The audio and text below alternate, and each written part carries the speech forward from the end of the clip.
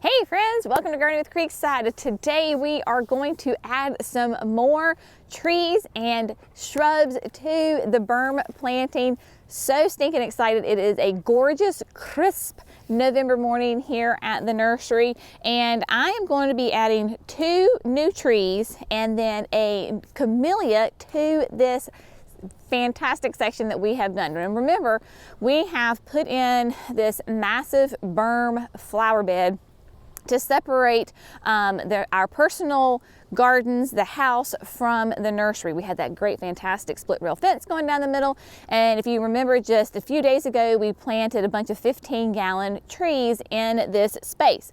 So today, the ones that I'm going to highlight, really excited about them. They are all going to be evergreen. They're going to give me lots of seasons of interest. And so this is going to be a really fun video. Looking forward to putting them in the berm. So let me just go through and give you the specs on these plants. First, in this beautiful pot right here, I have a Stellar Ruby magnolia. And Stellar Ruby is not going to be the traditional magnolia that we think of when you think of the South, right? This is a type of banana shrub. It does beautiful ruby colored blooms, and they smell exactly like a ripe banana. It is the craziest thing ever to think that a flower smells like a ripe banana, but it does. Now, Stellar Ruby is going to be really fun because it's going to be taller than it is wide. It's going to be actually a pretty narrow tree in the fact of, I think it's like, I'll have all the specs on the screen for you because forgive me if I get them a little bit wrong, but 10 to 15 feet tall, but like 6 to 8 feet wide. So we're going to have a lot of fun with this one. We're going to put it more up to the top of the berm, kind of near the driveway. But this is just going to give us gorgeous year-round structure because it is an evergreen. Those fantastic blooms just will go from like summer and then periodically throughout the season. You're really not going to have to prune this. It naturally has a more tight upright habit on it. We have not pruned this girl at all. It is what it is and looking gorgeous. So we've got the Stellar Ruby. Then, if you remember when Jerry did his nursery tour, he showed you these golden Oakland hollies, and he told you that you needed to come and get them because they might end up in the berm. Well, he was a little bit correct in the fact that one is going to end up in this berm. Now, this is a really unique holly in the fact that it has really kind of oak leaf shaped leaves on it, and it has that gorgeous color variation in it. This is a full sun holly tree. If you were to put this in the shade, you're going to lose your bright color. In fact, just to make my point, we had several of them together, and right here you can see where it was shaded and it's a solid green. So if you were to put the golden Oakland in a shady area, it's just going to be like a green. It's going to be like an Oakland holly instead of the golden. Here, of course, this berm, we are out here first thing in the morning and we are already in the full sun. Lots and lots of sun. Gorgeous color to it. I'm actually going to put it on this side, the house side of the North Pole arborvitaes. So I'm going to have a beautiful, solid, dark green background with this gorgeous variegation in the front of it. Ultimately, it's going to be about 15 to 20 feet tall, 12 to 15 feet wide. So I'm going to plant it by itself on a panel, and because I'm planting for longevity, right? So I'm thinking like when it's mature, what else can be around it right there? Well, really nothing, because it's going to fill up the whole space. But come this spring, this summer, I will use my annuals to fill in around it and behind it, so that way it doesn't look like it's all lonely and sitting there by itself. So the golden Oakland holly is going to go in. Really, really, really excited about that. And then, of course, because we are North Carolina, a Zone 7B, a true southern garden needs to have some camellias. So we are going to be adding the October Magic Ruby. I'm trying to find one that has a pretty flower on it for you. So October Magic Ruby is, if you're familiar with camellias, very similar kind of in the fact of the shape of a Shishigashira. So it is going to be wider than it is tall. It's only going to be about 3 to 4 feet tall, but 4 to 5 feet wide. So I'm going to plant it near the Oakland holly towards the front of the flower bed. That way, if I want to put something taller behind it, I can do that later. I don't have exactly what plant I want to put behind it right now, but let's see if I can show you. Obviously, October Magic Ruby is going to be a gorgeous reddish ruby color bloom. Really nice color structure. If you're familiar with camellias, you're gonna be like, Jenny, you just said that you have full sun and camellias need to go into more shade. True, the traditional ones do, but Southern Living has developed these camellias where they need more sun. So it's like a full to a part sun. So they can do lots of good sun right here. Plus, I am going to be putting it a little bit towards the creek side, and if anywhere is going to get shade first, it's going to be down here. So I have 3 of them.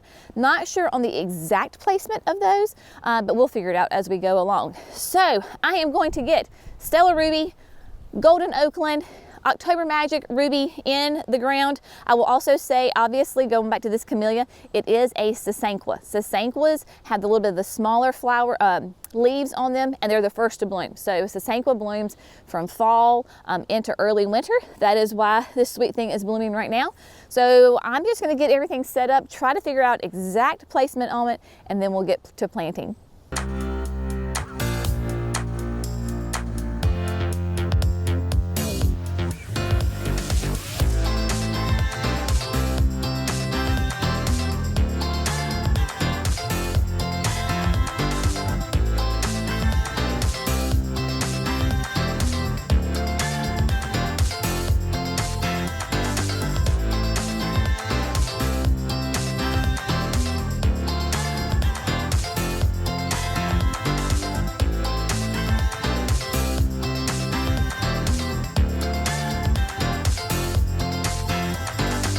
All right, my friends, so we got the Stellar Ruby placed.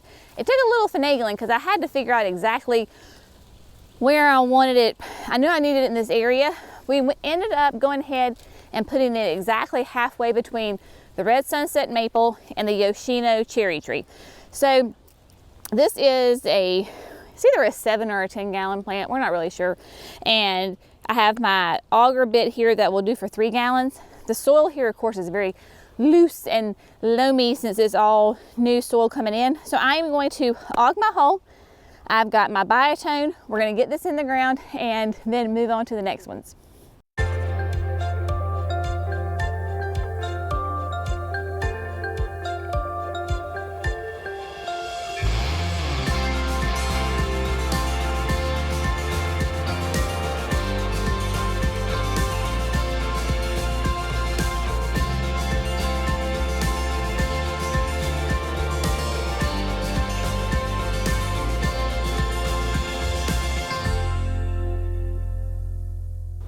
All right, so Sweet Thing is in the ground. She looks great here.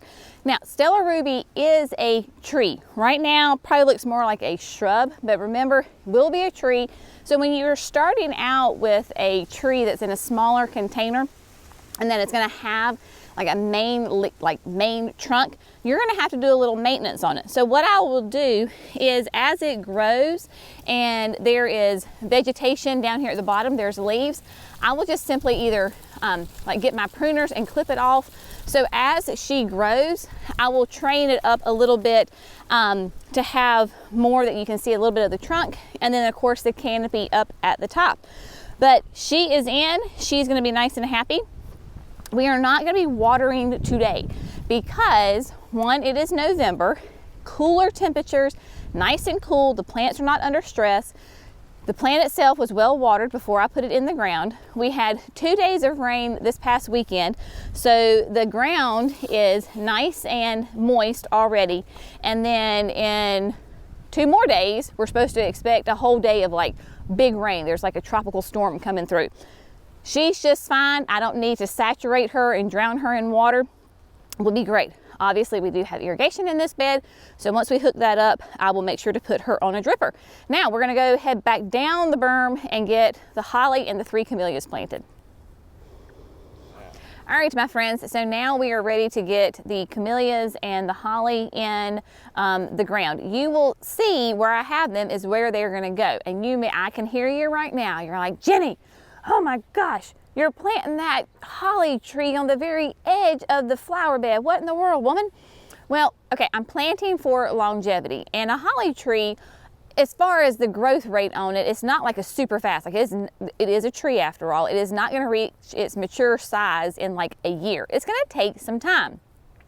So I'm planting it far enough away from the fence so that at maturity, it will be touching the fence, and even some of those limbs will be going through the fence, but it'll still have room. It's not gonna interfere with the north poles.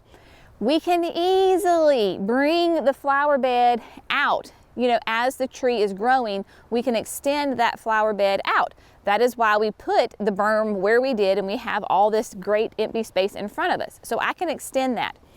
In the meantime, that's what I'm saying, I was telling you earlier, I will use my annuals this spring, summer, fall to fill in the back and around it so that that little Oakland doesn't look like really out of place.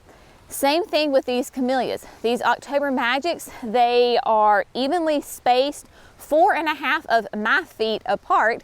And so that means that at maturity, they will just be kissing each other. That means their limbs will just barely be touching one another, which is what I want. And then I still have plenty of room if I want to put an accent piece here in the middle or something along the fence. I have plenty of room to do that. In my brain right now, what I am envisioning for this coming growing season, spring, summer, is perhaps a vertigo grass here kind of in the middle of these camellias. Because remember how big the vertigos get when they're on irrigation? They get massive. So just one of those can go here. I was thinking about putting a vertigo maybe behind the Oakland, but knowing how huge they get, and I need the sun to be getting all around that holly, maybe I'll do then like purple fountain grasses. So it'll still be the same color. It'll still have that grassy, you know, sway movement with the wind, but I'll have height here that will pop really nicely off of the north poles. Same color, but shorter stature, will not interfere with the growing of the holly on the other side. That's my initial thoughts, but we'll see what happens, what actually happens come next year. So I am going to do the exact same thing. I am going to use my power planter auger. I am going to drill my holes for all 4 of these. I'm going to use my biotone, and then I'm going to come back and fill them in. Because we do have, you know, clay soil, even though this is like not all the native soil, of course we did build this bed up and brought in amendments, it still does have that clay composition to it. So I like to raise my shrubs and my trees about 1 inch or so above the ground. That way I don't want them to sit in lots of water, especially camellias. Camellias love organically rich soil, and they like water, but they hate to have wet feet. It has got to be well draining soil. That's what's great about being on this berm, is that it sheds, you know, water. So that is great. So we're going to do that. You may be wondering why are we not putting down mulch? Like why are we not adding land and seed compost? Like why are we not doing that? One, the top dressing for the flower bed, we have got a fantastic mixture that we partnered with our, lack of a better word, a soil farm, right? So they do different blends of soils. So we talked with them, and so we have our own kind of blend of, and I don't know I want to say it's like a 60-40 ratio of like aged pine bark fines and then compost, leaf litter, all sorts of great stuff that really does amend and add to the nutrition, the overall health of our soil. That is what we're going to come back and top dress this whole bed with. But I'm going to wait until the vast majority of the plants that I want to get in for this fall, winter, once they're in and the bed is edged, then we'll come back and do the whole bed all at one time. It just makes more sense to do it that way. They're perfectly fine sitting out here. It is November after all. They are not stressed whatsoever.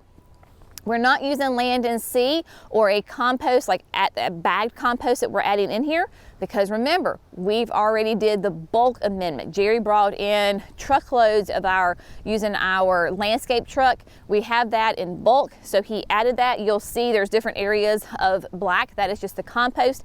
It is deep down in there, so the ground already has that compost blend in there. So yeah, I think that answers all the questions that I can foresee you asking me. So we will get these in the ground pretty quickly, and yeah, then this project will be done.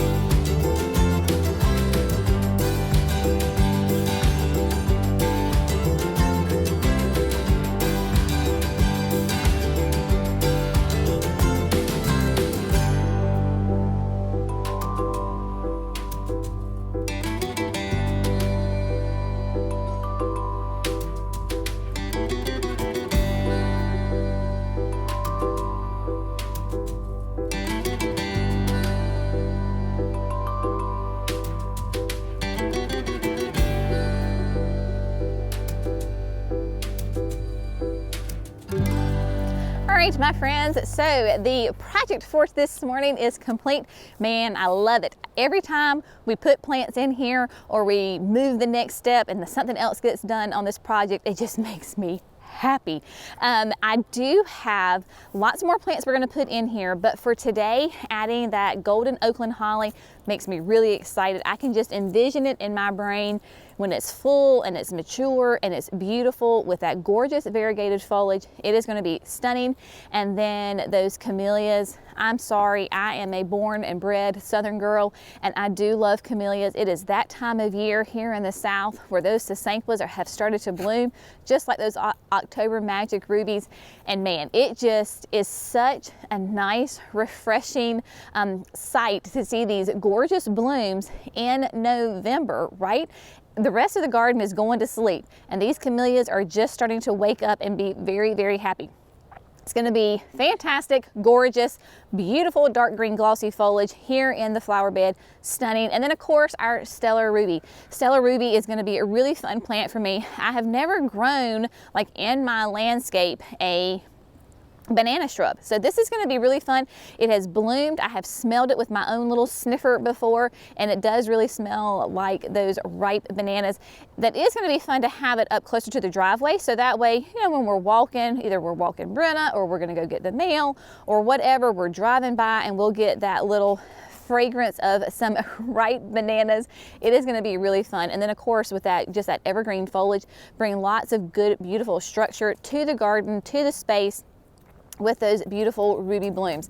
So it has been a very productive, fun morning. And again, getting plants into this berm is always so much fun. We appreciate you. Thank you for all your love and support. As always, thanks for gardening with Creekside. We'll see you in the next video. Bye, friends. Good girl. Good girl. You ready to plant some camellias? You want to plant some camellias? Ooh, go away, yellow jacket.